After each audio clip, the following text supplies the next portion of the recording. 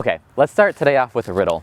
What do Leo in Titanic, my grade point average when I took genetics, a German person when they contemplate or ponder something, small island nations like Kiribati and the Maldives when larger geopolitical powers neglect to enact legislation to combat the effects of climate change, and double-crested cormorants have in common? That's right, they sink. So today we're talking about double-crested cormorants and why they're my favorite bird. Hold on, that finger guns thing was really stupid. Let's cut it. No, we have to leave it out. Leave it out!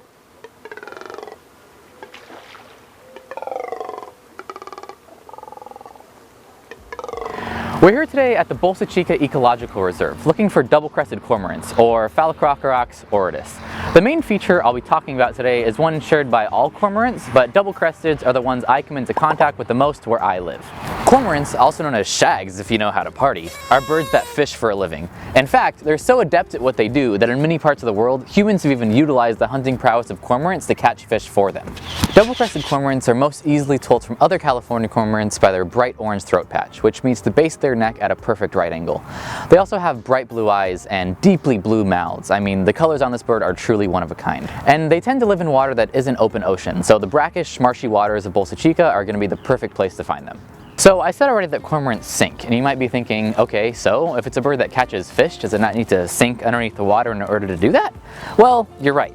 But it's the way that cormorants sink that I think is pretty interesting. See, most water birds' feathers are actually waterproofed, which might seem counterintuitive, but it's actually beneficial for a bird constantly on the water to want to keep the water off of its body. Like, take a look at this surfer. And I'm just gonna... He's wearing a wetsuit for the same reason. The ocean is cold, and keeping that cold water off your skin helps you stay much warmer. Water birds like ducks and pelicans do the same thing. By arranging their feathers in just the right way, they're able to form a barrier that prevents their actual skin from coming into contact with the cold ocean water, and they're able to maintain that elevated body temperature.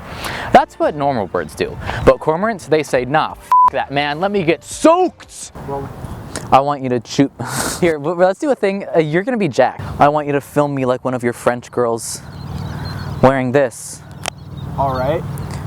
Wearing only this. And then I'm gonna do some like color grading, some color distortion, and then I go doo-doo.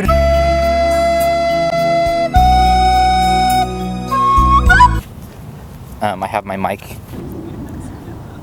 All right, let's keep going. Well, let me be clear here. I don't want to paint a picture that's so black and white, like either a bird lets itself get wet or it doesn't. That's an oversimplification. In reality, there's a spectrum for how wet birds let themselves get, where on the bodies they'll get wet, like their wings or their breasts, and depending on how deep they dive, there's equations to tell you how much water pressure you need to penetrate the bird's feathers. It's all very confusing. And while all different birds have all different strategies, the plan that cormorants have gone with is one that leaves their body feathers pretty dry while letting their wings get pretty wet. It's why you often see cormorants like this guy standing with his wings spread wide open. He's drying them off.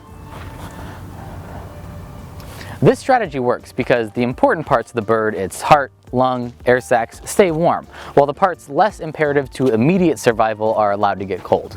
And remember, not just cold, but wet and heavy. The extra water weight that a cormorant gains allows it to sink more efficiently and to hunt more efficiently.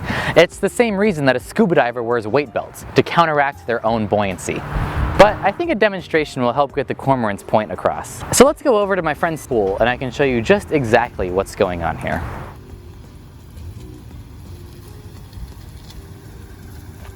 Andy, I'm wearing the same jacket. We're gonna fool everyone. It has not been 2 months. Andy, you know, it's the same goddamn day. Can you just shut the f up? So this is why it can be helpful for cormorants to get their feathers a little wet. Look, right now, I'm any other bird. Watch how well I float. Okay, so this is other birds. See how not wet I am? Wait, hold on. I'm gonna waterboard myself. Geez, shirt off again. What is this, molting season? Am I right? So see how well water runs off my skin? Like, I'm other birds now. Like, I'm a penguin. But this is what cormorants do.